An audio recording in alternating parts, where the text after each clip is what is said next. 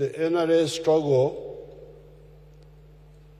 was not just a military struggle. It was first and foremost a political struggle, which had to, in the end, use the military means to solve these problems. So therefore,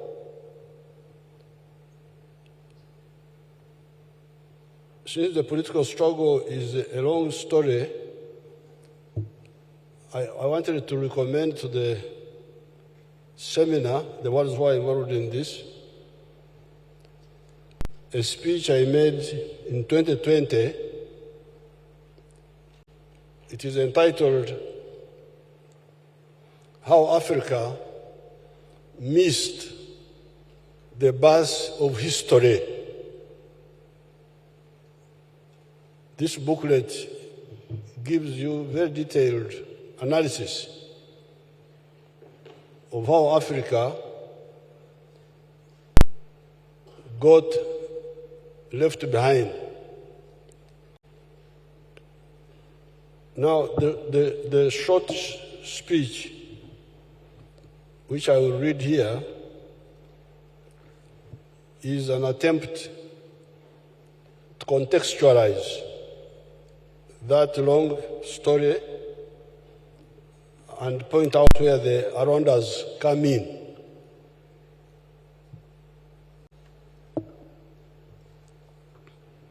In this short speech, I wrote, you cannot talk of the late General Aronda Nyakairima's role or that of other NRA, UPDF personnel without understanding the Africa of 1900 at the dawn of colonialism and what happened subsequently. While much of Africa had been ravaged by the slave trade for 400 years, by that time, by 1900, our part of Africa had not been so much affected by the slave trade, although there were some isolated incidents of slave snatching. That's why Banyankole believed that Goans were cannibals, that Goans were Abagohan Bariabantu. They believed that Goans, I don't know why they thought of Goans, but I think it was because of this kidnapping by the slave traders. The late Aaron Muhinda, I remember very well, died in 1955 when I was in primary 3, had been liberated from slavery at the coast of Mombasa. He is the grandfather of our permanent secretary for tourism, Silva Katusime. I don't know whether Katusime Silva knows this. Our grandfather, Aaron Muhinda, had been taken as a young slave boy to Mombasa. And that's where he was liberated by the missionaries, Bishop Taka. And when he was there, he met a Munyoro woman who had also been kidnapped, a girl, and they got married and produced Katusime's father, this PS, who was named Kuku after Dr. Albert Cook. You remember the other Cook? So this man died in 1955 when I was in primary 3, and I was.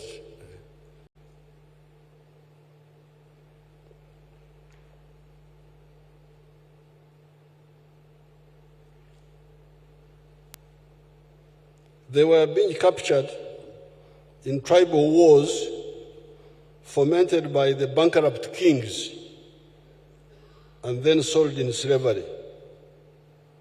However, the whole of Africa, and indeed our part of Africa, was still in the pre-capitalist mode of production and society. The societies were feudal or pre-feudal primitive communalism societies.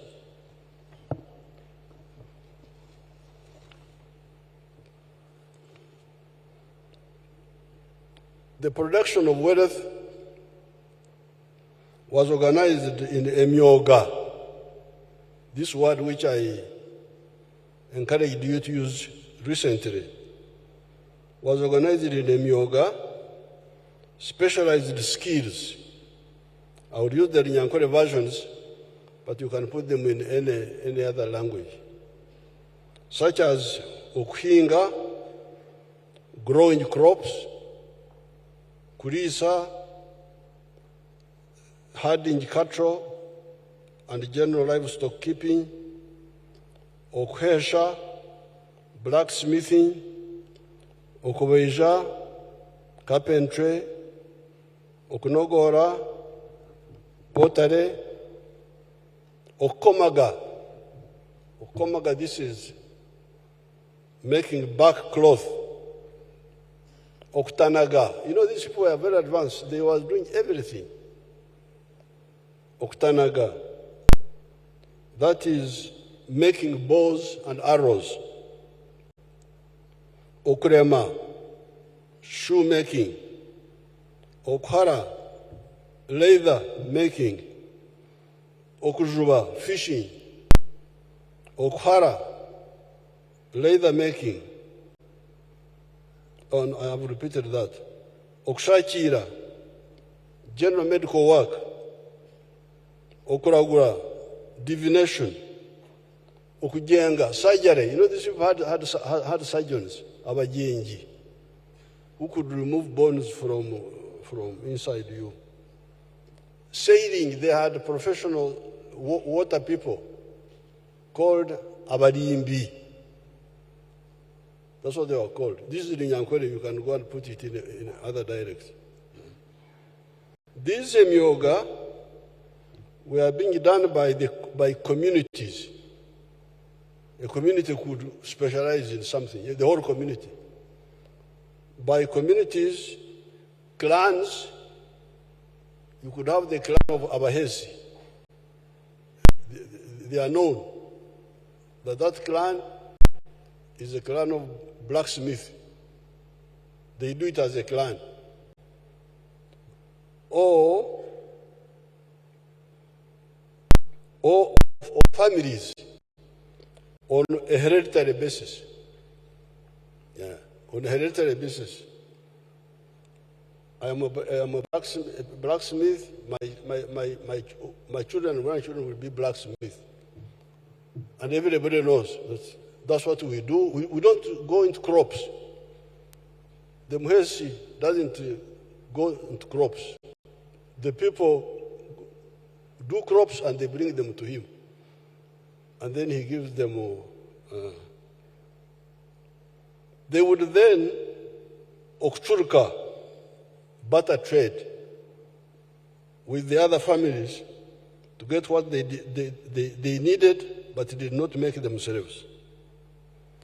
The long distance trade to the coast was being done by the Abarunganwa.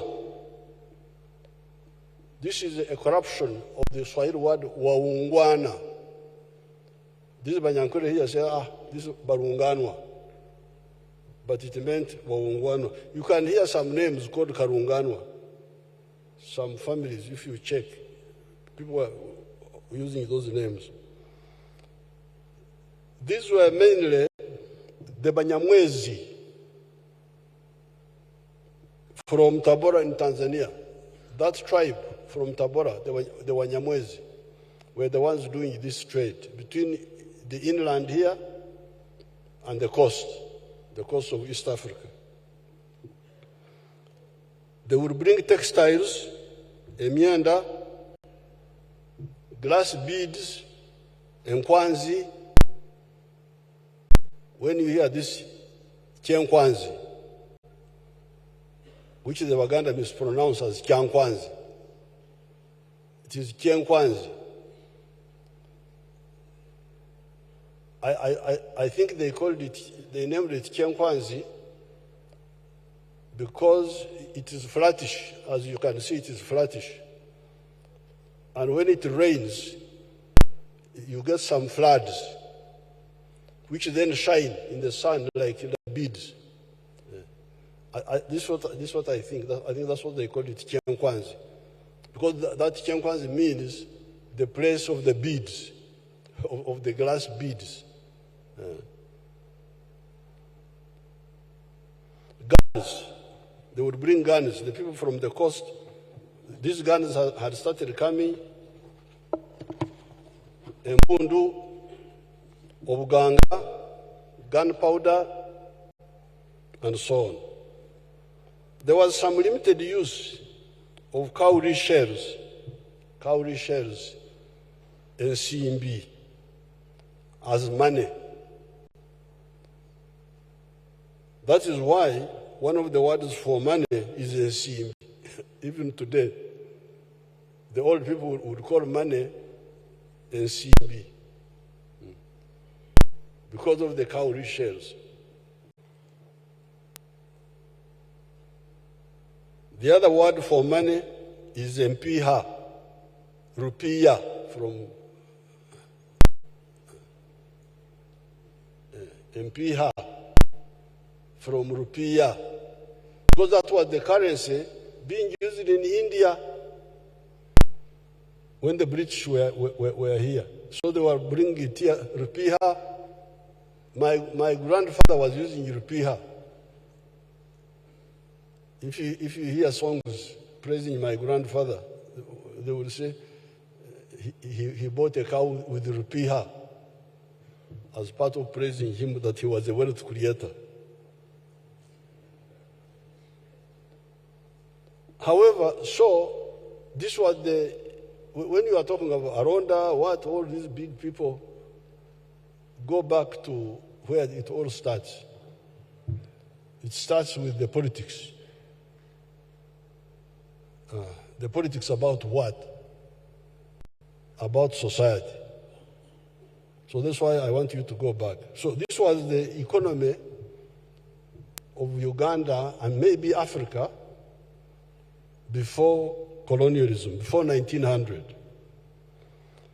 However, the pre-colonial dominant mode of trade was by barter trade, with mainly Abebunzi. Abebunzi are the itinerant hawking traders. These who go around hawking. Those are called Abebunzi. Okubunzia is to hawk. The Luganda word for hawkers is, I think, abatembei. Waliwo Abaganda wano? Abaganda enaku zino omanyi bakendera beta Abaganda. Waliwo Omuganda ddala wano? Ogenda osanga Abarundi nti be Baganda abali wano. Batembi si be bali aba? Nalweso Muganda asigaddewo. Katola Muganda oli jangu tuyambe munange omwana omuwala. Kandi Muganda ddala genda ku muzindaalo ate weeyanjule tukutegeere bulungi.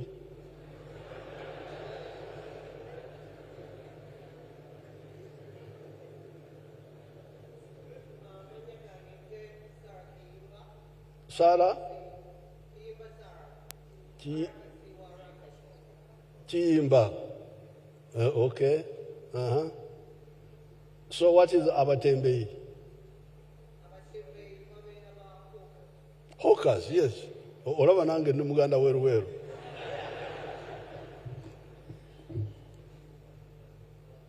So this was the form of trade. Here, because this is a short speech, I didn't mention the trade with Congo. Here I just mentioned the trade with the East African coast. But later on you can add the trade with Congo. There were those Congolese were experts in making products from ivory. Engoro. People were putting on bangles made of ivory called Engoro. Very nice, made by those Congolese. I think these are the Kabyangas. You know, these Kasese people, you don't know who is a Congolese and who is not.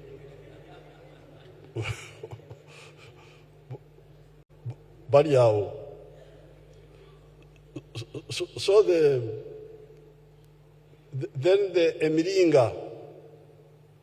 I don't know whether this is Miringa were brass or copper or what, but they were that type of color. Either copper or brass or something.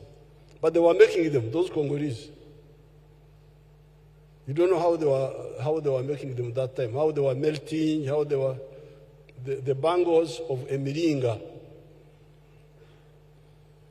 Then Amoshe, the neck decorations made from the hair of the giraffe, from the Ntwiga, the hair of the giraffe. So that was the other trade coming from that side, from the Congo side.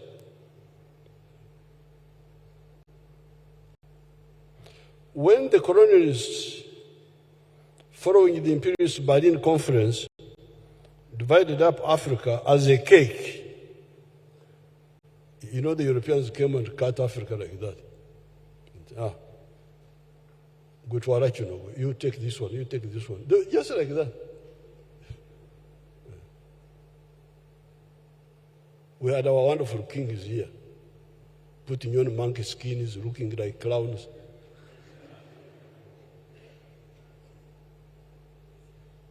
Those people just said,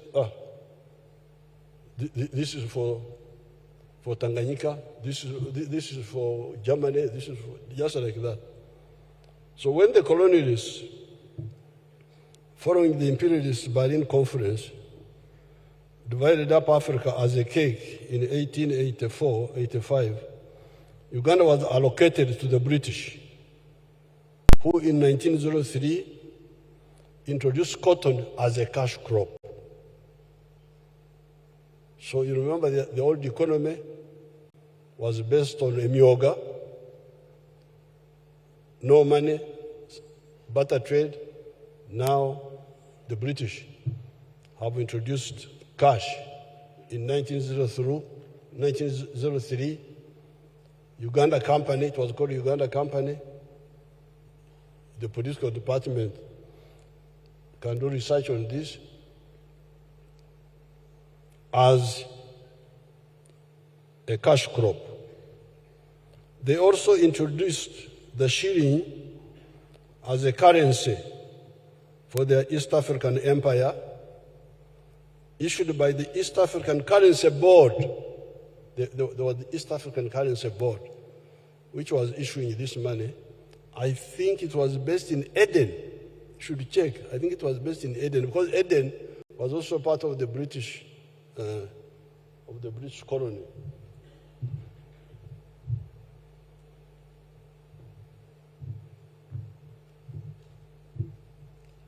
The colonial invasion destroyed many of the myoga.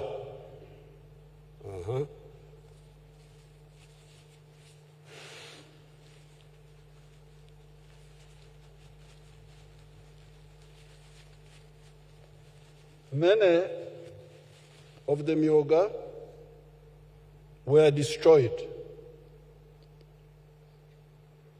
especially the handcrafts, the pangas, the hose, which were being made by your people, the Bahesi, were now being made by Chillington. Do you remember Chillington? Yes. There was a British company. It was here even in Uganda, making hose. So the European companies grabbed livelihood from your people, and they were totally out. Pangas, hose, plates. Your people had very nice plates. We were using them in the 1940s, made of wood, wooden plates. They last long. You wonder why I've been encouraging our people. Why don't you make this lady Mukwaya, Janet? She was in the other minister of gender. I said, you people, why don't you bring back these plates, wooden plates? Plastic. My grandfather, who died in 1941, left a milk pot, which I still have now. The man died in 1941, before I was born. He had a milk pot, a chanzi, which was drinking in, and he left it as a souvenir to Mr. Kaguta. Actually, he left him 2 pots, but when I came from the bush, I found one had disappeared. But I saw one, which those people were mishandling. I took it from them. I have it. The product is still there. So some of those products should be revived. And that's why when I was going through the exhibition of the army, I could see some of the traditional instruments which should be modernized. So all those plates, spoons, endosho. Our people were using wooden spoons, not these metallic ones which rust and so on. Inferiority complex of the Africans is their big problem. Yes, it's good to copy, but copy something good. You don't abandon your own good thing and you go for kafifi of foreigners. I really want to encourage there is in the cabinet when we went to Ngoma, there was a young girl there who is making these products. I will support her to bring back these. The wooden products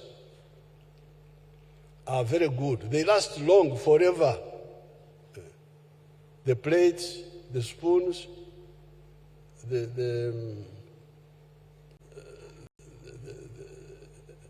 combs, they last forever rather than these plastic things you are using. Me, I don't have a problem of combing because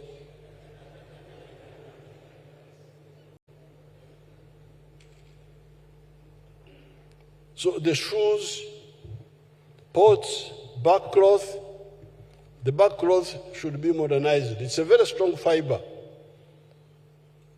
That fiber of the back cloth, Orubugo, very strong fiber, but nobody has bothered to isolate that fiber and modernize it. Chairs, etc., were now replaced by imported items by the imperialists.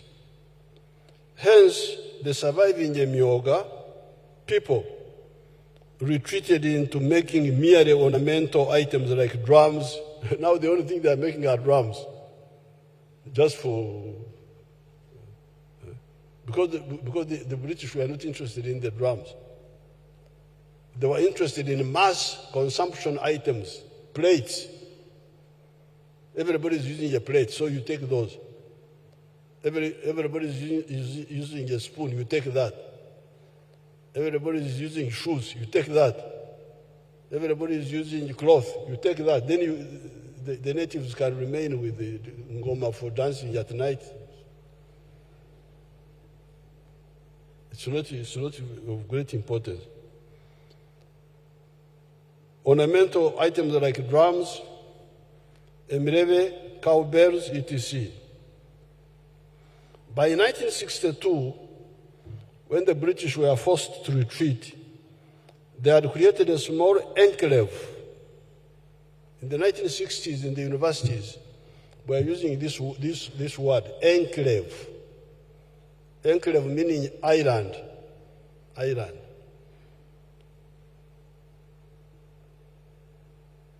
A small enclave, island, of money economy, characterized as the economy of the 3 C's and 3 T's. That's what they were calling that, a small island of money economy by 1962.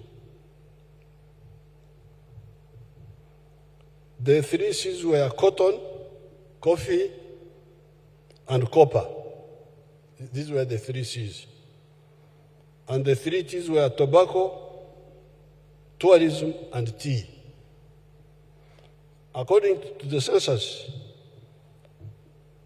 of 1969, these absorbed, I think, a percentage of 4% of the homesteads. You can check this, the political department. How many homesteads had joined the money economy by 1969 census? Because I remember that census, I don't know whether it captured that. There was another one of 1959, I doubt very much that they captured that.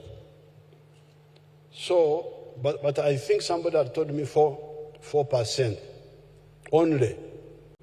So that means 96% of the homesteads were outside the money economy. In our language, we say, teach, me each, keken. I can see Beatrice Sakari is embarrassed because I'm speaking very well the actual language. In our other language, do you know people called the Bagwere? Have you ever seen a Bagwere? Is there a Mugwere here?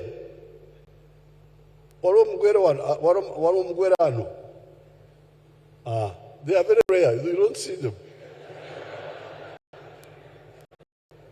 There's a Mugwere there. Where are you? You come and we see you. What do you do as a Mugwere? Okora idahano tumure. You know these Bagwere speak Nyankore in a bad way. Your Excellency, I work under the Ministry of Internal Affairs. I'm the Director of Government Analytical Laboratories, Your Excellency. Director of? Government Analytical Laboratories. Director? Of Government Analytical Laboratories. W? Government Analytical Laboratories. Oh, government lab. Oh! Yes. Omgwere yasoma bwacho.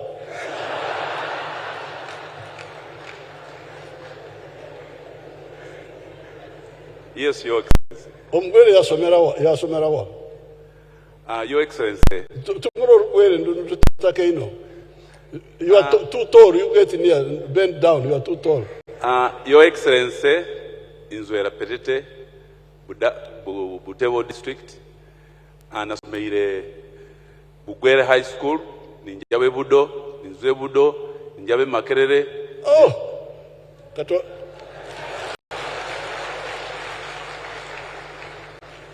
katukobera abantu bano mu Lugwere obakobere when we say working only for the stomach. O President atraina okukosa ekigambo ky'okukolera ekida kyonka. Okitumula otya? Okukolera ekida kyonka. Thank you. Overeno. Thank you very much. You know, I liked the Lugwere version because I was struggling with how to describe it to our people. In the West, you say Okora and Dayonka, which is a bit polite. But when they put it in Luganda, it's really rude. So I like the Lugwere version, Okora Ekita Kyonka, to work only for the stomach. So, by 1969, it seems only 4% of the people were in the money economy, and 96% were Okore Chida Kyonka.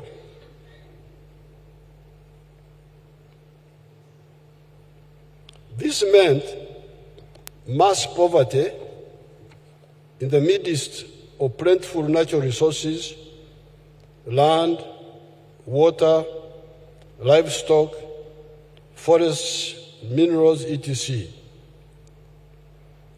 Resources rich, but corrupt, with a poor population all over the country. Poor housing, poor health, dirty water, no education,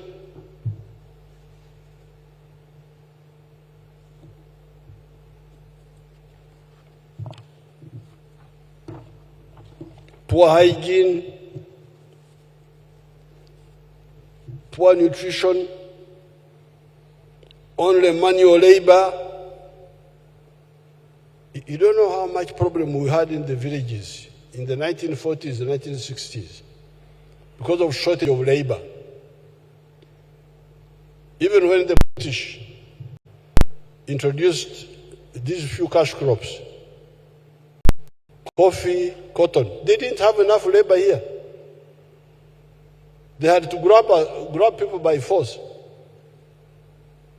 That's how people came from other countries, from Rwanda, from Burundi, to provide the labor. There was not enough labor. The Banyankwere called shortage of labor Obwejana. Obwejana. You even hear some names, especially in the Toro, you hear Mboijana. Mboijana. Mboijana.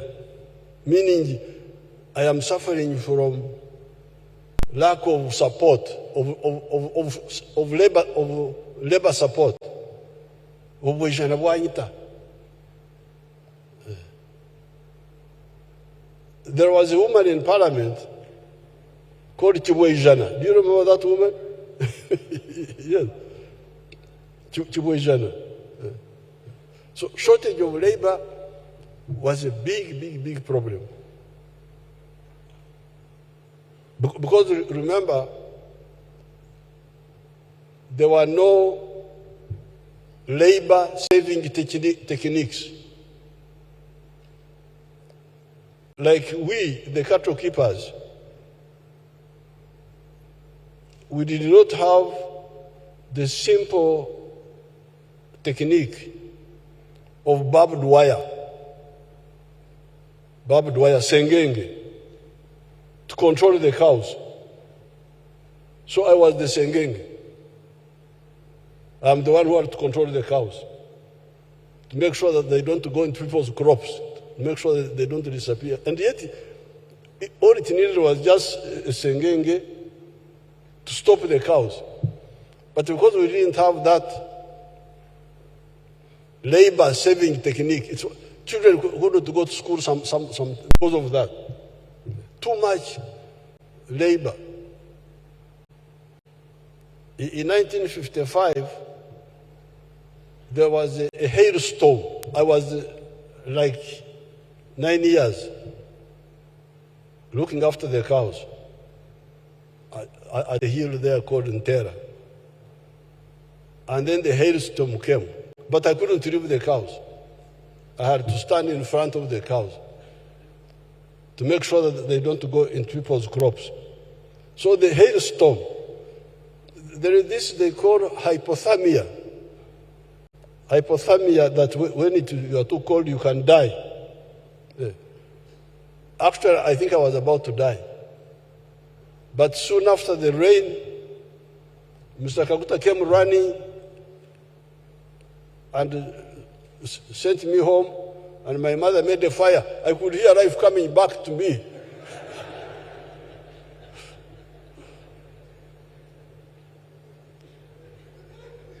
That's when I knew that. Now, later on, when people were talking about hypothermia, I remembered, oh, that was hypothermia. But imagine, the problem was a simple technique of barbed wire to control the cows. The only way was the manual, you physically to be the sengenge. No transport, walking on foot, etc. Even by 2013, a whole 68% of the homesteads of Uganda were still in the non-money economy. Okora echida chonka. That is why I had to involve the UPDF in the form of Operation Wealth Creation. When the UPDF were involved, by 2021, the figures were showing that figure of the people working only for the stomach had shrunk to 39%.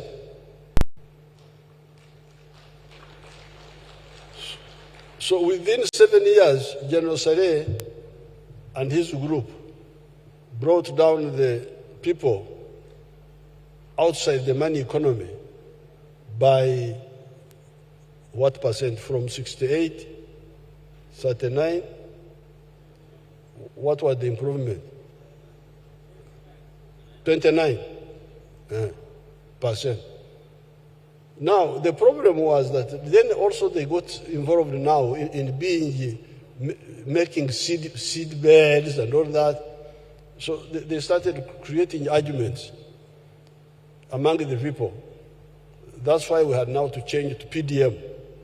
But otherwise, they had done a good job.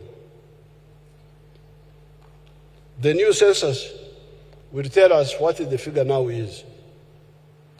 In the meantime, in 1971, Idi Amin came on the scene, totally oblivious to the ideas of the modern economy.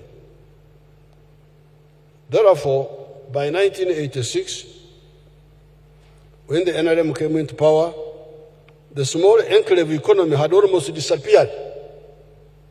You remember the other small island of the 3 Cs and 3 Ts had almost disappeared. The other of the 3 Cs, only coffee was still limping on. The other 2, cotton and copper, had disappeared. Of the 3 Ts, only tobacco was still limping on. Tourism and tea had disappeared. Ever since 1900, when the whole of African continent, except for Ethiopia, had capitulated to imperialism, the African peoples, led by new forces, had launched a massive anti-colonial struggle led by the ANC of South Africa in 1912, but also with some participation by some Pan-Africanist African Americans, such as W.B. Du Bois, Pademore, Marcus Garvey, and others. So when the Europeans defeated our ignorant chiefs, putting on monkey skins with somebody puts on a lion skin that is a lion. So these fellows, they squandered our heroes. Our people fought very well, but they were badly organized by these people. And they were fighting among themselves, busy fighting among themselves. Here in Uganda, Kabarega and Mwanga got together, but when it was too late, because they had wasted a lot of time fighting one another. So, when the kings failed to defend Africa, now new people came. That's how the ANC was founded in 1912. By the time we came on the scene as a student movement, but also as youth members of the new colonial political parties of Uganda at that time, we had to distill. Actually, I'm trying to, it's a long story, but I'm trying to summarize. But the real story is here.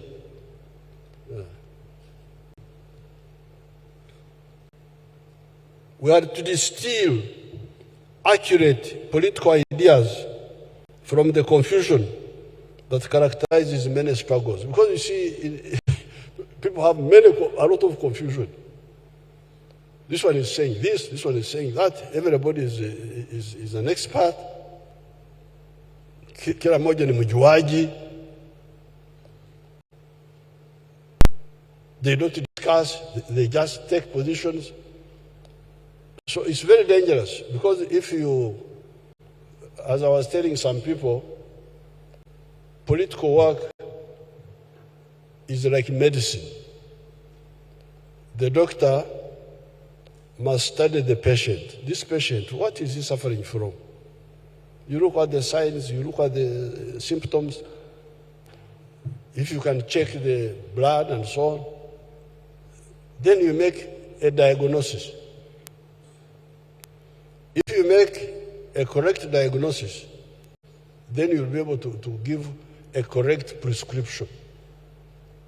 But if you make a wrong diagnosis and you make a wrong prescription, the patient will die. And this is what has happened. African countries have died. If you see what's happening in Somalia, what's happening in Sudan, Khartoum, imagine Khartoum. Khartoum is a very powerful country. But now, see what's happening there. Congo, diagnosis. Incorrect diagnosis. So this is what we had to deal with as a student movement when we came up. And we were part of this, some of us were part of those political parties, DP, UPC, and all that. In particular, we had to reject the politics of identity of tribes and religion that the opportunists were pushing that time and ever since. Imagine somebody says, we form a party of Catholics. That's how DP was formed in 1954. We need hours, a chafe, hours, megwa. Even if something is rotten, but megwa. Megwa is actually for a chafe. You don't know our language. Me, I'm always busy with my people.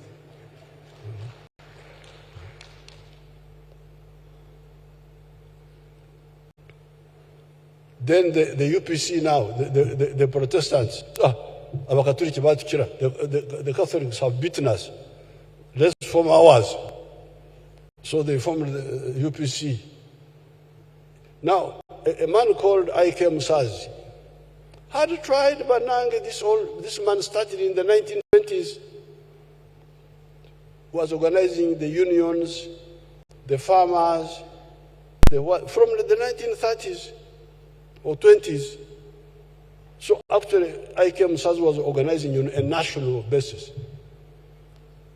And in 1952, he formed the Uganda National Congress. This his father, John Kare, was a very active member of that UNC. He died in the plane going to Russia from Cairo. He had an office in Cairo. The father of John Kare, or of this Kare here, he's the one who was called John Kare. Is this one a Christian or what? What's your real name? Kare Kehura. Edward.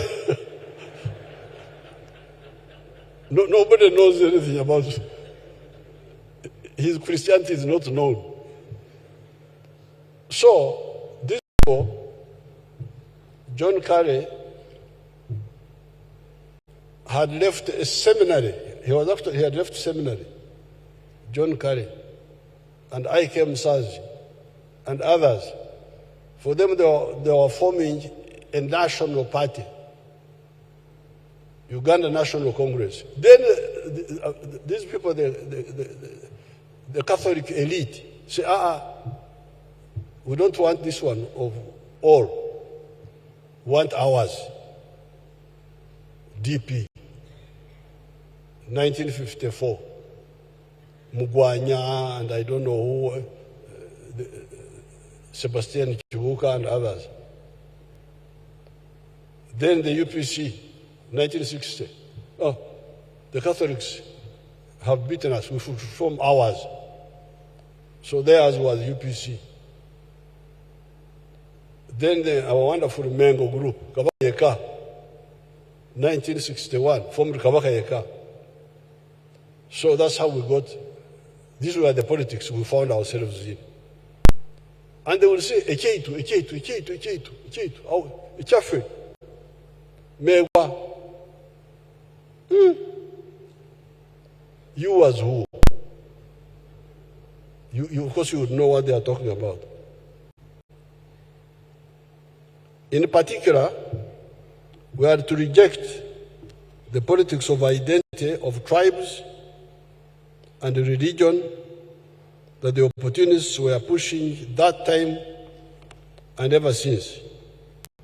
After a decade of analysis, by the time we metamorphosed into a liberation movement with the launch of the anti-mean struggle, we had arrived at a diagnosis of what we thought was the problem of Uganda and maybe Africa. We identified 3 problems, and these are lack of prosperity, what I told you, poor housing, poor hygiene, poor health, and so on. No education, no transport. Secondly, lack of strategic security.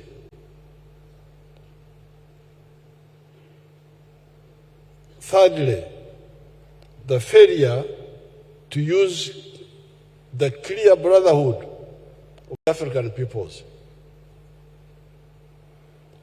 The lack of prosperity has already been described above. Poor housing, lack of education, poor health, poverty, etc., etc. What is the medicine for that? The answer is to create prosperity. But then the question is, Where does prosperity come from? Our answer is that it comes from every adult, omuntu yenna omukulu, participating in the production of a good or a service that is then sold. This is our answer. To create prosperity, every adult must participate. You can participate as an entrepreneur, you are the owner of the business. Or you participate as a worker for the entrepreneur, but you participate. You must participate in producing a good or a service and selling it. If you do that sustainably, you will get money.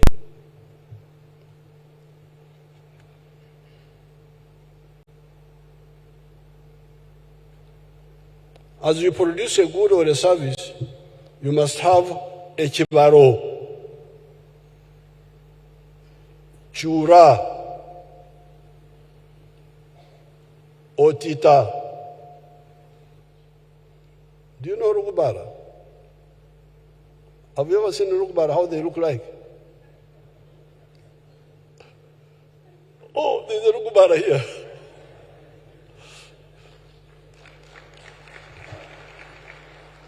Our default. So, for the rugubara, the chibaro is otita. Aymar is ateso, karamajong. Calculating maximum returns in earnings from the selected enterprise. You see how efficient our languages are. When I tell you to do something with the Chibaro, I don't have to add all these wrong things. Calculating, wrong, what. Very efficient. Your people, the only problem of the African people was leadership, political. But otherwise, everything else, language, food, culture, very, very, very powerful. Agriculture, language. This one I don't have to describe, to calculate. Koromoromo, Nechibaro, finish. I don't have to add anything. You know what I'm talking about. So, if you say that is the answer, that prosperity will come from producing a good or a service and selling it and doing it with the Chibaro, then the next question was, who will buy in big quantities and sustainably what you produce, the goods or the service? Who will buy them? It is the answer to this question that helped us to debunk the pseudo-politics of identity. To answer this question, you hear how I will answer it. Who will buy what you produce? We found that many Banyankore did not buy the milk, the beef, or the bananas, which are the products of those people, of theirs. Why? It was because many of them have similar products. A does not buy from B, and B does not buy from A. Who then are the buyers that mainly buy what the Banyankore produce? It is mainly the non-Banyankore or the Banyankore living in towns that buy the milk, the beef, and the bananas of the Banyankore. In the 1950s, I went to school, not because of a single Munyankore other than my parents. Not one. No Munyankore other than Kaguta can say, I supported Museveni. No.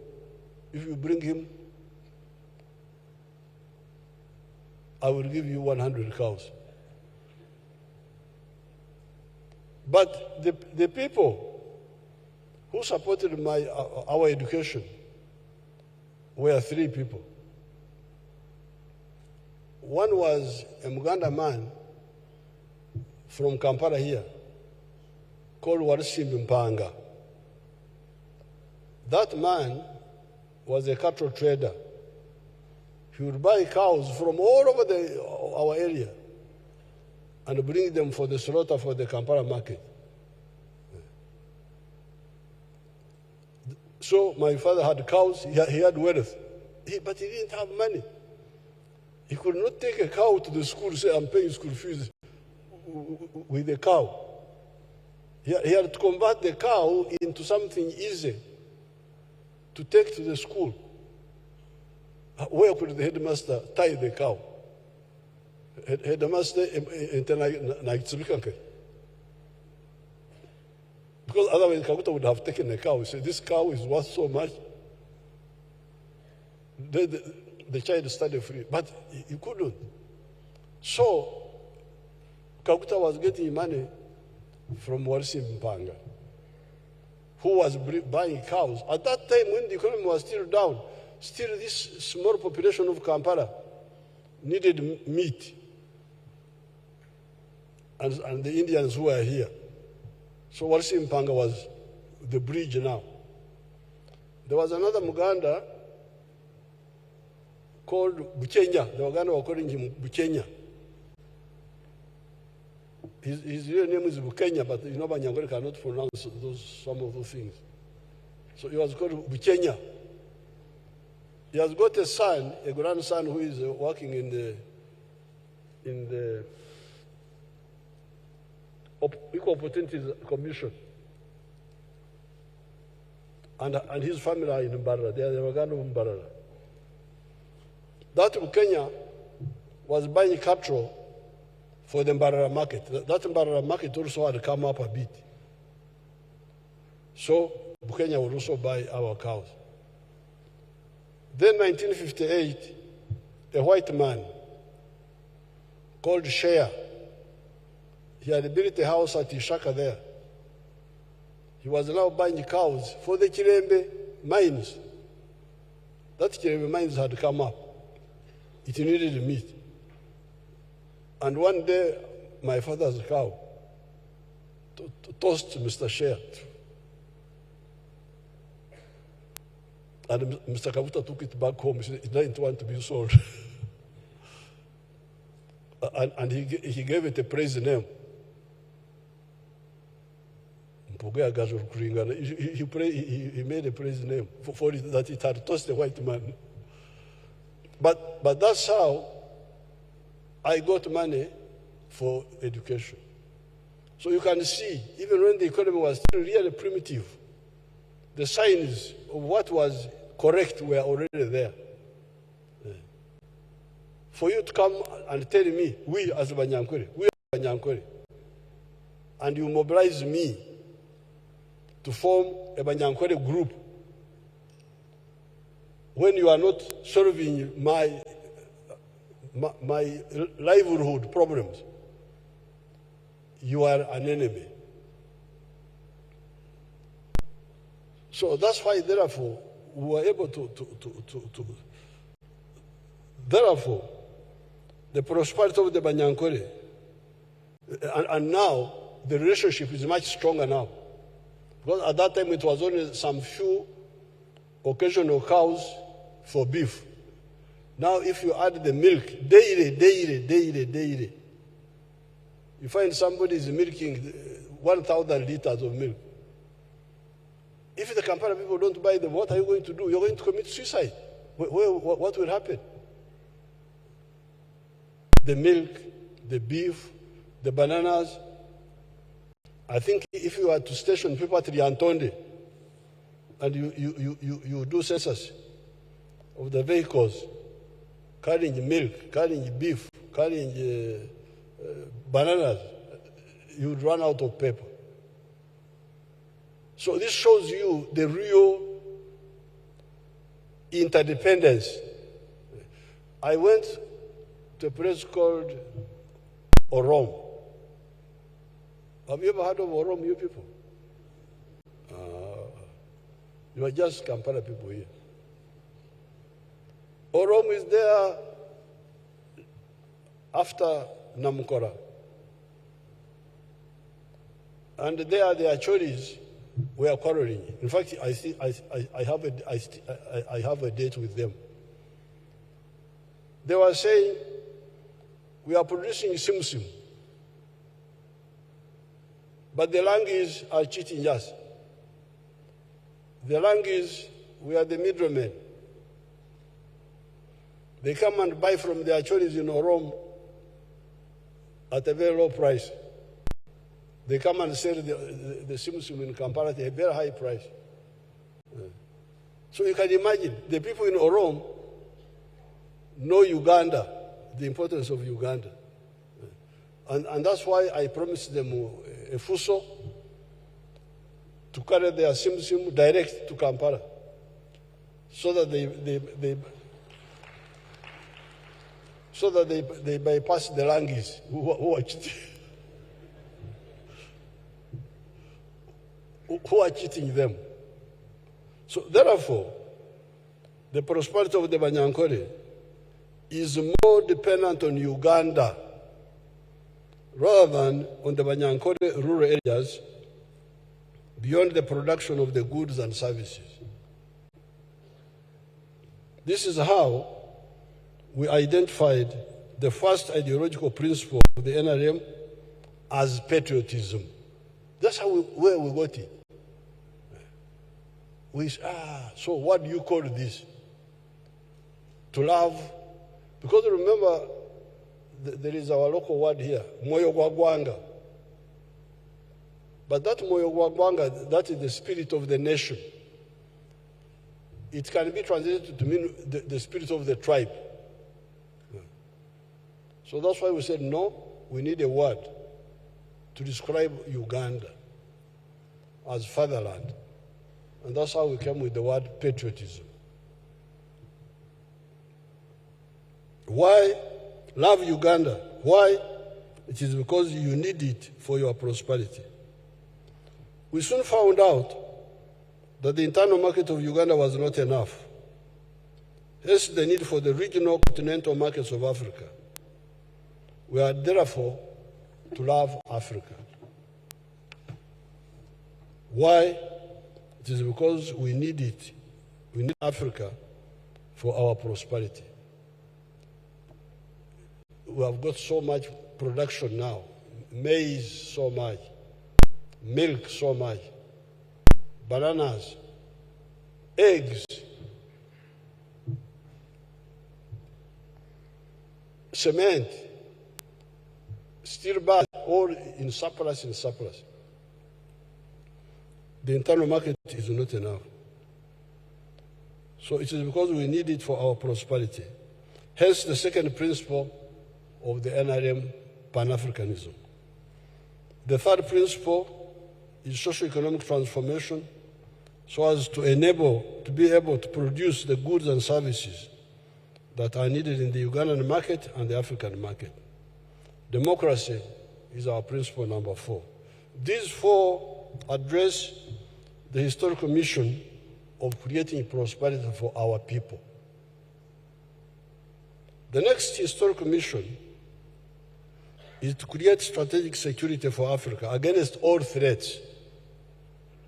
You have heard of some actors in the world working for achieving 4-dimensional superiority. Superiority in the land forces, superiority in the air forces, superiority at sea, and superiority in space. Where does that leave Africa? That some people want to be superior on land, they want to be superior in the air, they want to be superior at sea, they want to be superior in space.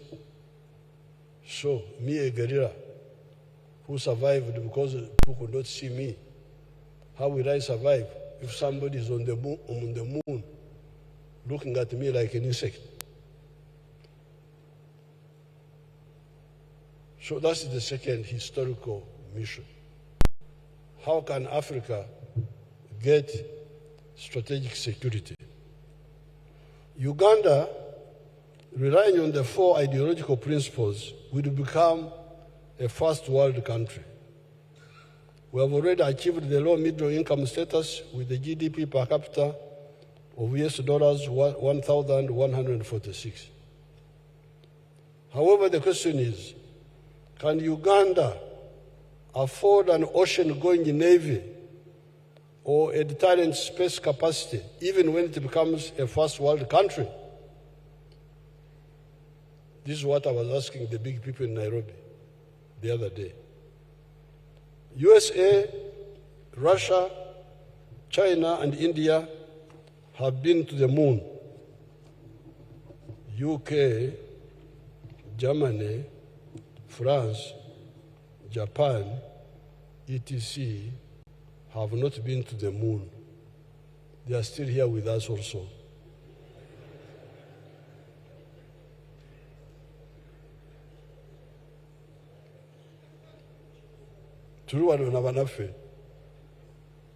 UK, Germany, France, Japan, etc.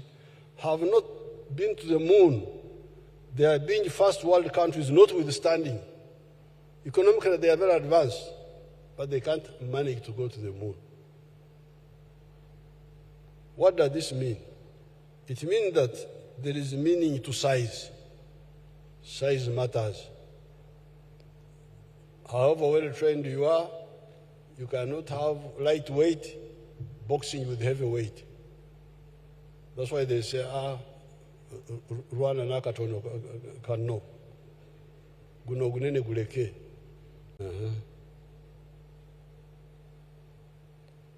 Small is small, whether developed or not. During the Second World War, the first victims of German aggression were the highly developed countries of France, Belgium, Holland, Denmark, Norway, etc. They were highly developed, but they were overrun by Germany. And they had to be defended by the United States and by Russia. Therefore, size matters. That is why the NRM stood with Mwalimu Nyerere on the issue of the East African Federation.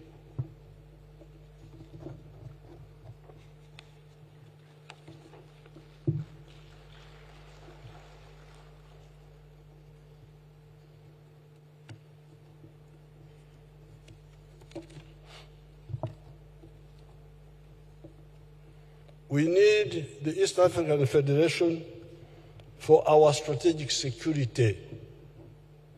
We need a powerful defense force with the ability to defend us in the 4 spheres: on land, air, sea, and in space.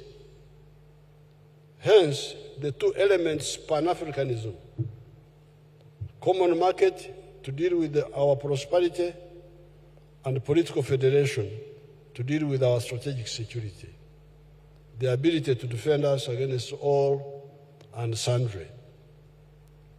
That leads us to our 3rd historical mission, the brotherhood of the African peoples. You have heard it broadcast repeatedly by the reactionaries and traitors that Africa is populated by very many tribes, etc., etc. In fact, the 1.5 billion people, who will be 2.5 billion in the next 26 years, are only divided in 4 linguistic groups. All the Africans are just in 4 linguistic groups. You heard me talking with this Mugwere man. He's speaking Lunyankore badly, and he says that is Rugwere. Or I speak Rugwere badly, and I say it is Lunyankore. But I can understand what he says. If you say Okore Kidachong, how can I fail to understand that? If I am a Munyankore. When I went to, you know where Bugwere is? Bugwere is near Mbari, very far. So, me as a Nyankore speaker, I can sit here and groups from Mwanza in Tanzania, where Magufuli was coming from, when they speak in their local dialect, Chiziza, Chikerewe, all those, all the way up to this Bakorachida.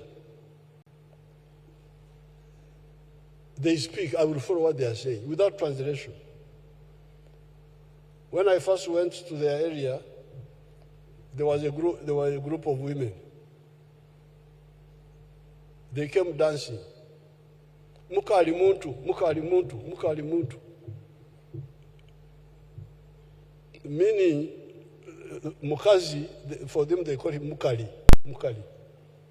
Mukali muntu, meaning that the woman is also a human being, as if it was in question. Mukali muntu, mukali muntu, mukali muntu. They were being led by a woman called Mwana Moiza. I liked her so much. I appointed her another DC for a long time until now she's very old. I retired her. I went to Kenya. The former vice president of Kenya, Mzee Mud Awori. When I was there, the women came dancing. Igula Mulango Museveni easily. Igula Mulango Museveni easily. How can I fail to understand that? Igula Mulango opened the door. Museveni has already come. So, these are the ones they are calling tribes.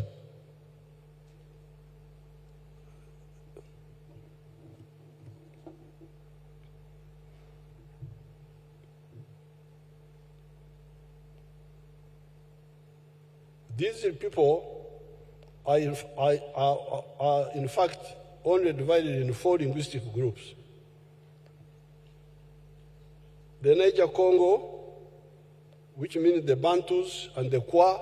The Kwa are the groups in southern Nigeria. The Nilo-Saharan, the Nilotic, our Nilotics, our Cushitic like the Somalis, the Nilo-Hamitic like the Iteso and Akaramajong. These are all what we call the Nilo-Saharan. And you will find that those dialects are either similar or linked. The Afro-Asiatic, Arabic, Tigrinya, Amhara, and the Khoisan of Southern Africa, the Bushmen. So there are only 4 groups in Africa. Moreover, we have Swahili,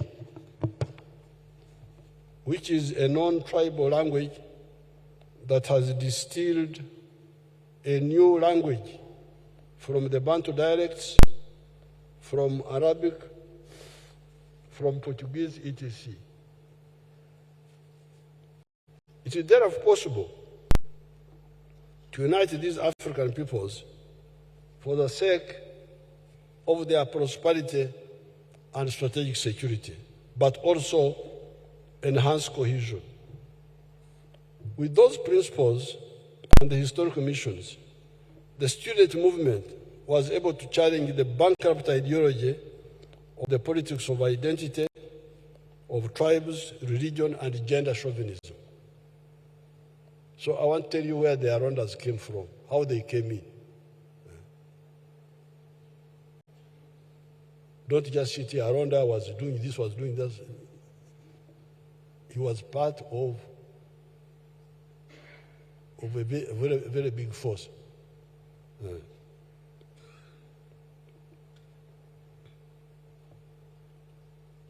It is therefore, with those principles and the historical missions, the student movement was able to challenge the bankrupt ideology of the politics of identity, of tribes, religion, and gender chauvinism. It is this ideological menu that we were serving our trainees in the Fronosa camps in the 1970s. At that time, our recruits were mainly peasants or secondary school leavers. These are the people we trained at Montepuez in Mozambique. in 1976-78. However, following our crossing the Kagera River, along with the Tanzanian army on the 11th of February, 1979, we started recruiting university graduates, such as El Tumwine and others that time. In addition to the school leavers, in the second half of 1981, the NRA had a fresh intake of new university graduates. Aronda, Tumukunde Henry, Kasura, people like Sande Mukuru, Bario Barije, Ndebarema. What happened to Ndebarema? Was he not a university graduate? Yes, Ndebarema, I don't know what happened to him. So, this is the group we are talking about now. They came, because I left to go to look for arms on the 6th of June 1981. I came, they had not come. These people had not come. But when I came back on the 10th of December, they had come. This group of Aronda, that group had come. On account of education and ability to write and read, this was a very big addition because many of our recruits were peasants.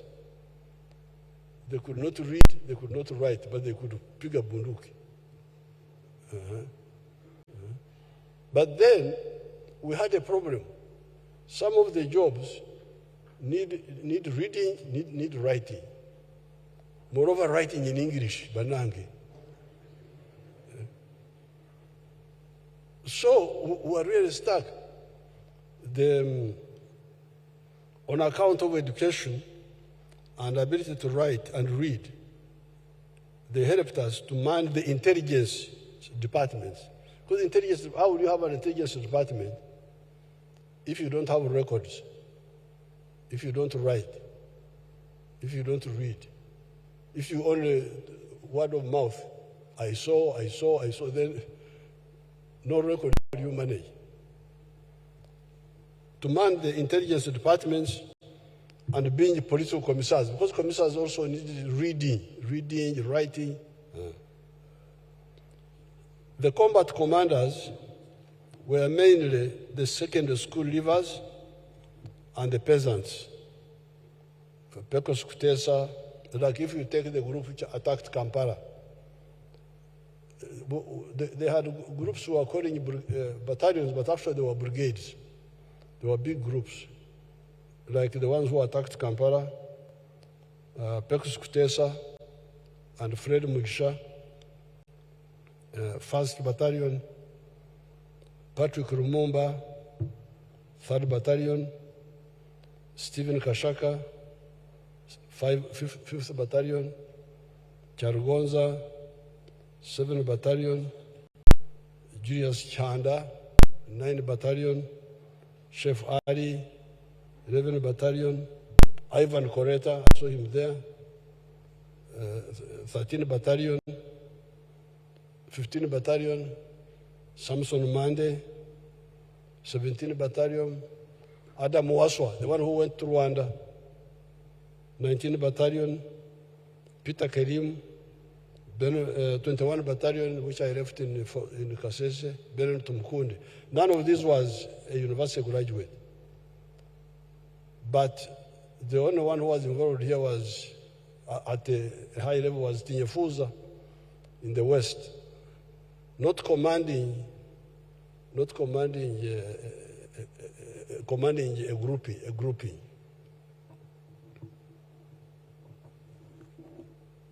These were the commanders of the brigades that assaulted Kampala starting on the 17th of January. The only university graduate in command that time was Tinyefunza on the western axis, commanding forces that included the 19th Battalion or Brigade of Peter Kerim at Viso. The graduates were jokingly called intellectuals. There was some tension between the graduates and the other people. They were jokingly called intellectuals. Those intellectuals, on account of better discipline, because they were more disciplined, more disciplined, came to save the army, when many of the combat commanders died from natural causes. Not from combat, but from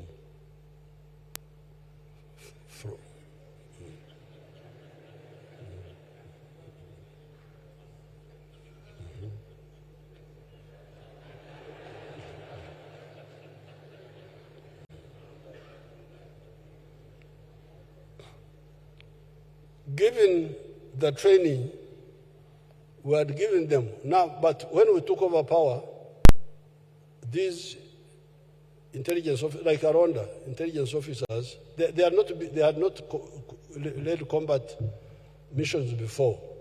They were intelligence, PCs, and political commissars, but in the fighting battalions, like you had, Aronda was in 3rd Battalion, the one of Lumumba. But when we took over government, given the training you had given them when we took over power, under OBC, Officers Basic Course, in Russia, the USA, you heard that Aronda went to Fort Leavenworth. They filled the gaps left by the diseased combat commanders and gave us time for the maturing of the younger officers we deliberately recruited in the 1990s to rebuild the officer corps of the defense forces. Because we were really going into a crisis. Because these commanders who died, they were very, very experienced. Corruption, there was no corruption in NRA. No. In the 5 years we were in Ruero, there was only one case of a boy called Rubari, who killed North Koreans, military people, on Bombo Road.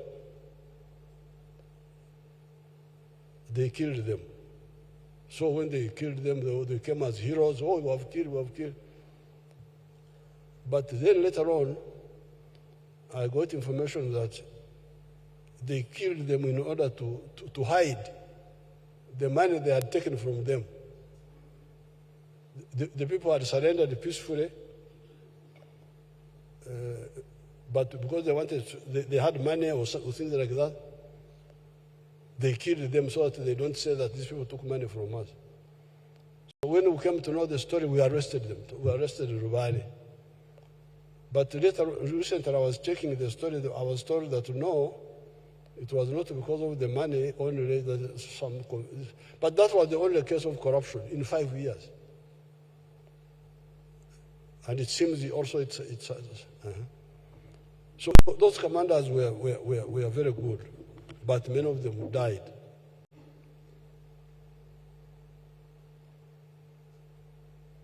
So, but these intellectuals came in because for them they had a better discipline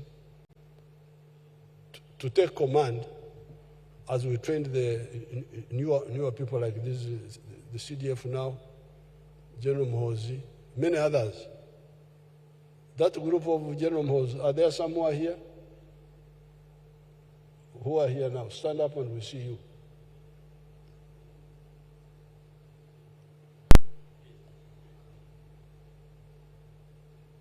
Oh, Namanya. Is it Namanya his name? What is his name? Oh, the Kamijira. Oh, and the other one? Kambele. You are, these are also intellectuals, but, and this one here? Keita, yes, Keita. Now, there are quite many.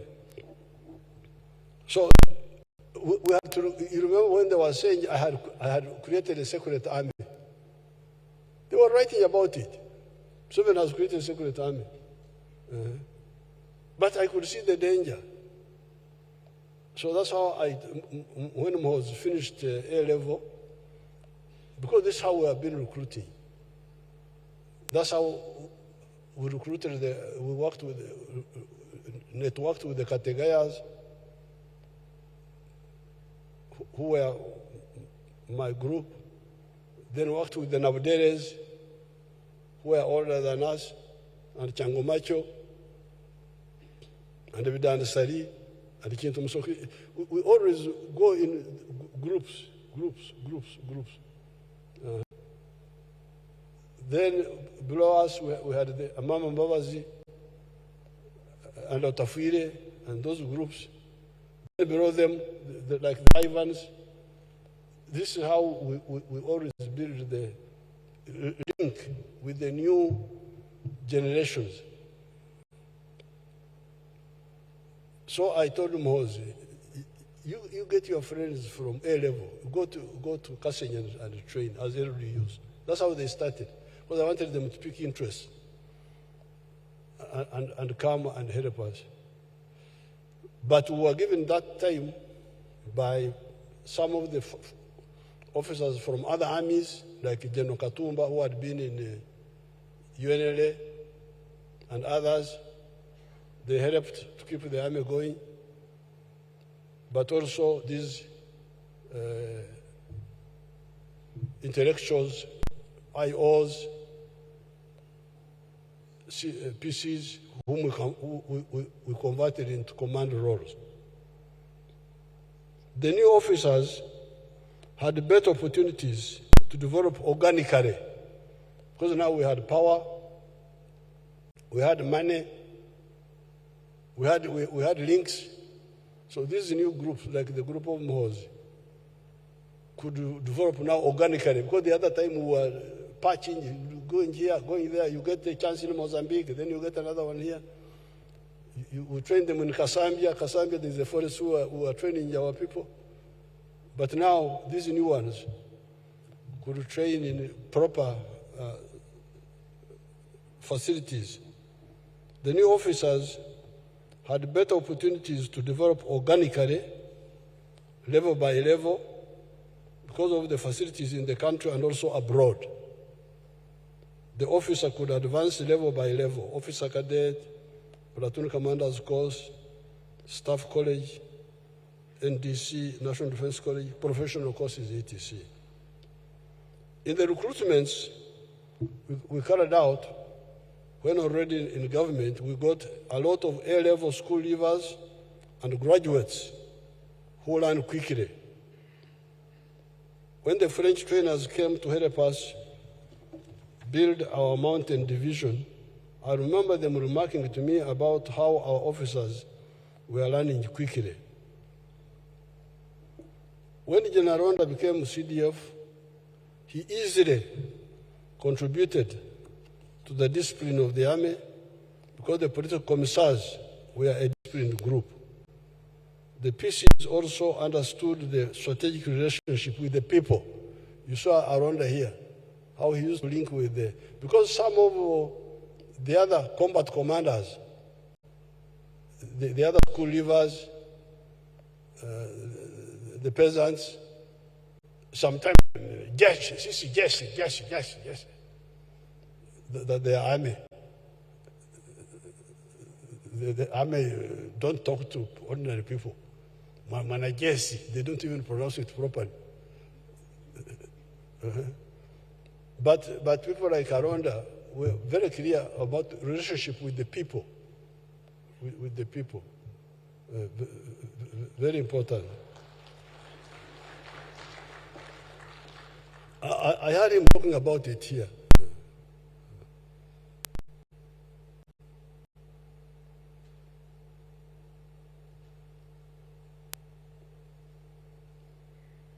The PCs also understood the strategic relationship with the people. Most important of all, Aronda was among those that understood very well our 4 ideological principles and the 3 historical missions. It is those officers that fully understand our involvement in South Sudan, Congo, Somalia, etc. Therefore, General Aronda was outstanding on ideology, discipline, but also management skills. He took the lead in starting the Wazalendo Circle. We had talked about this, but it had not been implemented. I don't know why. You can discuss it in your meeting. In conclusion, 3 points. All armies in history have and had historical missions. The head of the British Army in the Second World War, if my memory still serves me well, was a field marshal going by the title of the Chief of the Imperial General Staff, CIS. His names were Alan Brooke.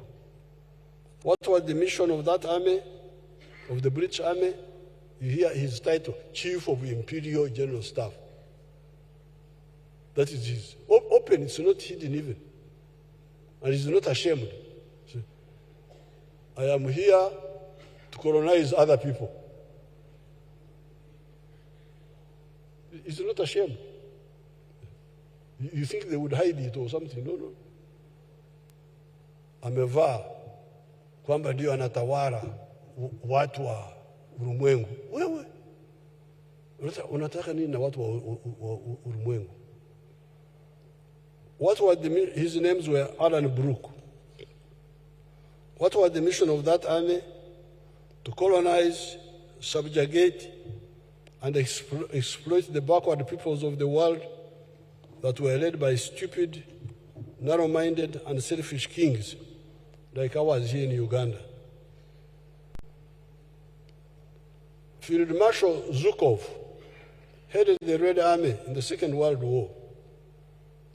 What is its historical mission? What was its historical mission? To liberate the peasants and the workers of Russia from feudalism and defend Russia against the imperialists that wanted to subjugate their country. What was the historical mission of the Continental Army of Washington? You remember also Washington had an army called the Continental Army. To get rid of the British king that was taxing the white settlers, mainly British, without allowing them to elect their representatives, the Boston Tea Party. That was the historical mission. What was the historical mission of the King's African Rifles that was baptized as Uganda Rifles at independence and quickly renamed Uganda Army? To be agents of foreign interests. In Tanzania, Mwalimu Nyerere managed to reorganize the colonial Tanganyika Rifles into TPDF after their mutiny of 1964. In Uganda, that was never done. Hence, all the problems we had with that small army of 8,000 by 1971 and 20,000 by 1979. It was therefore imperative that we build an army of a new type, patriotic, Pan-Africanist, working for socio-economic transformation of our society and for people's power through democracy. Therefore, the second point is that people like General Aronda, educated and from the oppressed masses, came forward to join the resistance we had initiated right from the student days. Their education and ability to write and read documents in English quickly qualified them to work in the intelligence and the political sections of the army. Some like Tinyefunza, Magara, Tumwine, Tumkunde Henry, Sande Mukuru, etc. also took took on combat roles early in the fighting. As already pointed out above, even the PCs, having undertaken command courses after the NRM came to power, were able to fill the gaps created by the massive death caused by natural causes among the historical combat commanders. The UPDF, NRA, FRONASA were able to, broadly speaking, maintain its trajectory of launching Uganda on the path of liberation. 3, and finally, in spite of the achievements scored, I've noticed some weaknesses, especially corruption and inadequate training. There have been cases of stealing army fuel, army rations, pension money, allowances and salaries, and corruption in the selection of personnel to go to external missions, such as Somalia.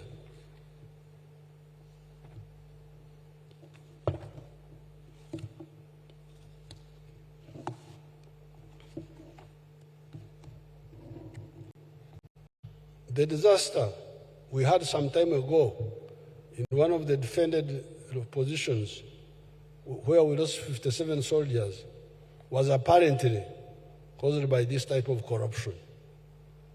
Of course, the majority of the army are clean. That's how we end up getting this information. I get this information because even small soldiers can come and sneak to me and tell me. Then I call the commanders and tell them. That's how we end up getting this information. There's also the misuse of army resources. The present CDF started fighting that some time ago when he took over the command of SFC and the land forces. He was able to use the money that was being misused to build barracks. He may not, because he may not to boss, but I know. That's why I appointed him as Commander of Land Forces.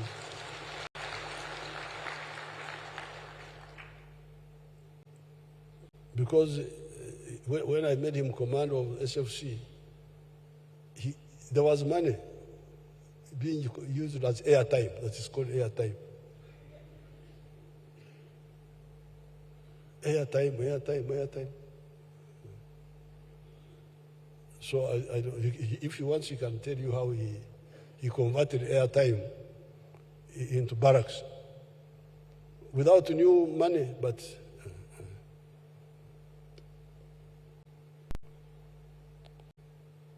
he was able to use the money that was being misused to build barracks for soldiers.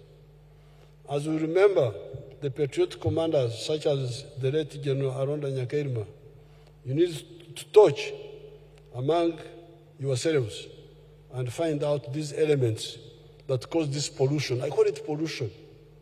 Should not exist in. I have heard stories about pension, about allowances, professional allowances. That like me, Museveni, I say I'm a professional because I'm a storyteller.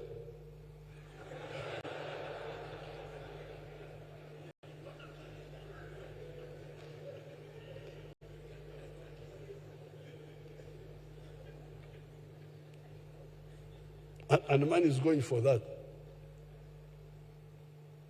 The fuel, the army was getting fuel from petrol stations. Why would the army get fuel from petrol stations? There should be army petrol stations in the barracks.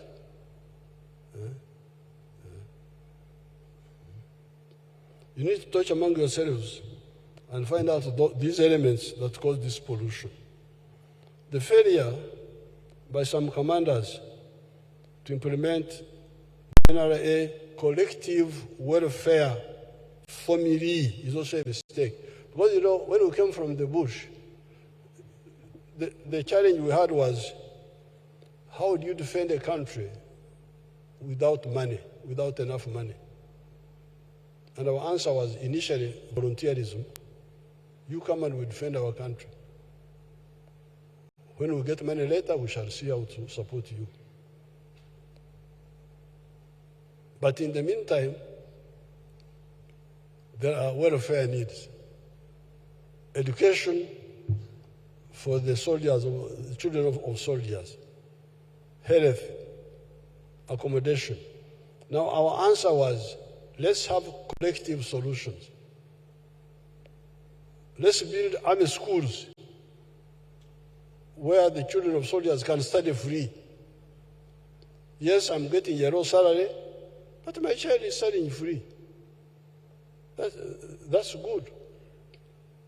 At least my child will not corner because I'm getting a low salary. Health, I am getting free treatment from the medical center. Barracks, I'm not staying in a Muzugo. Because they have built barracks, and I'm staying near the workplace. This was our guidelines in 1986, but much of it is never implemented. And that's how you get all these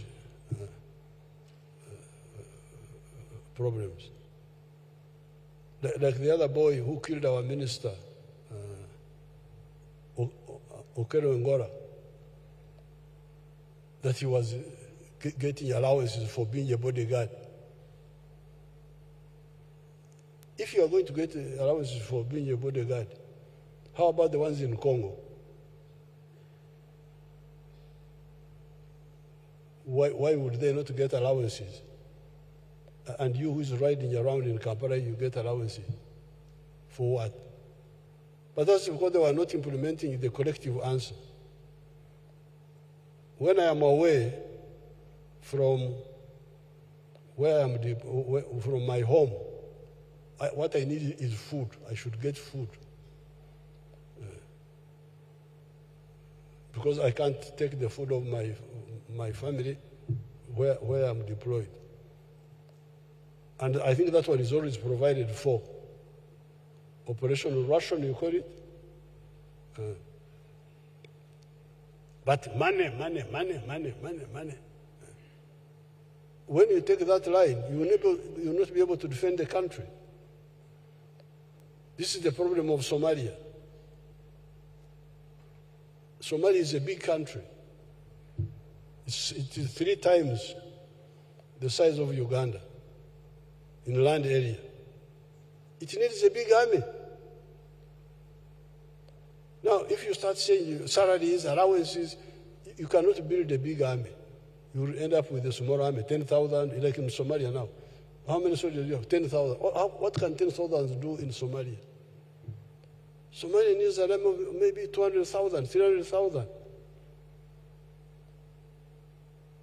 Ignorance is good. You know, when you are ignorant, it's also good.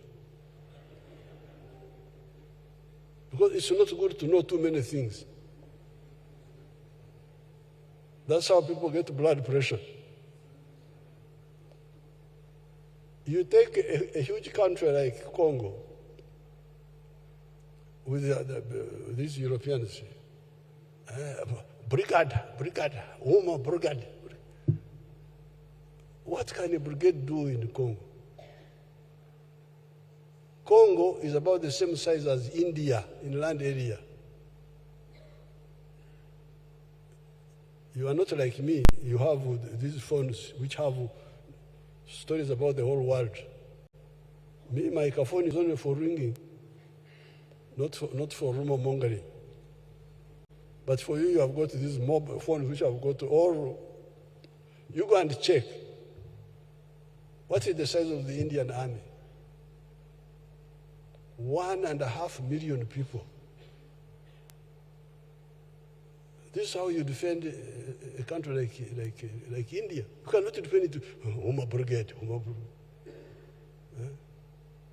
You look at people, you feel pity for Africa. How can Africa be so unfortunate? So you need big numbers. And if you need big numbers, and you make each person very costly in terms of money. How will you manage? That means you don't have the numbers. And you are more backward than the Banyankore. To be backward than the Banyankore is not a good idea. Because the Banyankore were more advanced. The Banyankore say, and if you are making alarm for food, you make a smaller one. So that people don't hear and come too many. But if you are making alarm for war, you make a big one. So which alarm are you making now? Are you making for food? If you think war is food, then continue. You will discover. You will discover that it's not a good idea. We need numbers. And that's why the strategy of the NRA was, we need, by the time we launched RIF, reduction in force, was it 1990 or something? Our army was 100,000. That's how we managed to control the whole country. We had to cut it down. But even when we cut it down, we had to convert the money into what we call force multipliers. Buying aircrafts, buying what? Not spend on welfare because we couldn't manage. So therefore, implementing these collective welfare formulas is the correct way. The late General Aronda implemented the formula of the Wazalendo.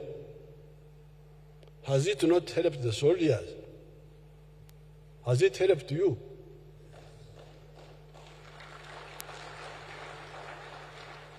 MS idea? Now, if Wazalendo has helped you, why then not the others? Why don't you implement all the others? The ones who have been, which I guide you from the beginning. The good thing is that me, I write.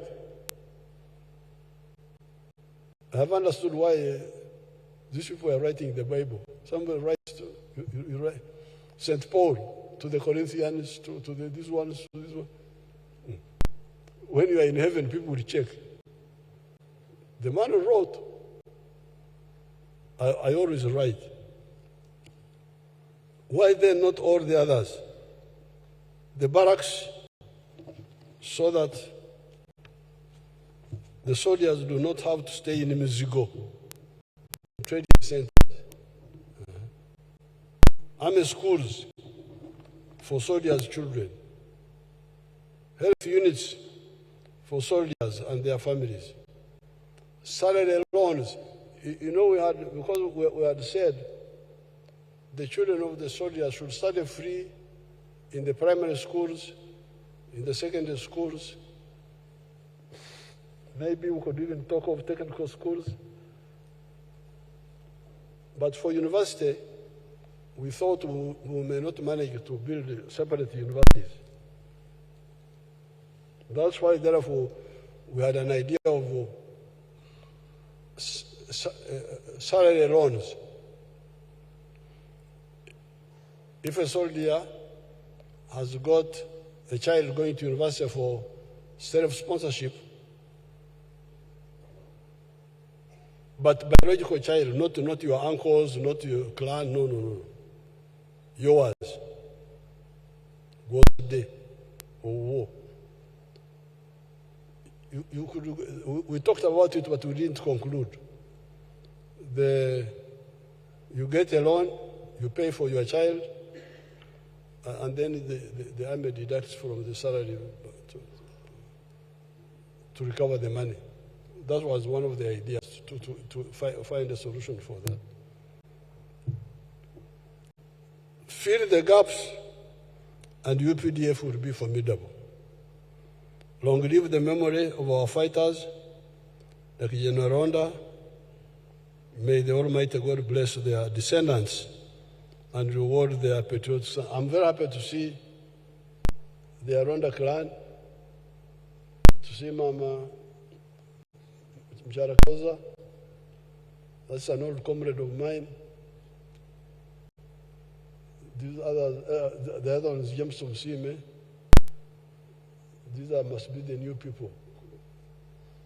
Because, this is Aronda's wife. You are the Ogu.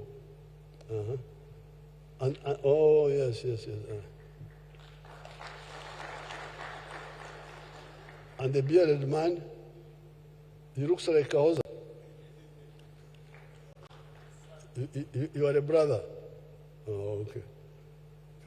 Kahoza was a footballer. At Ntari, he was a very good footballer. So, thank you for who organized this. Because remembering people is a good thing.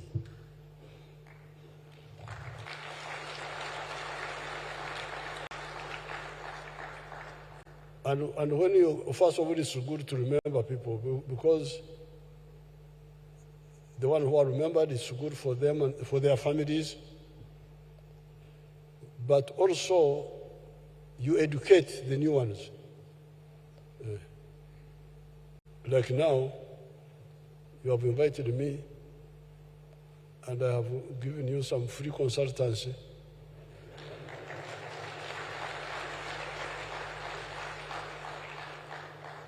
I don't need any payment from anybody, just to pass on what we know. So I think this is a good culture. Maintain it. I congratulate you. Thank you very much.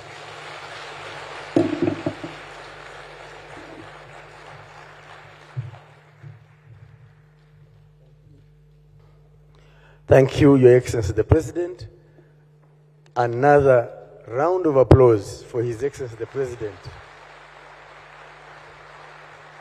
for such an educative, instructive keynote address.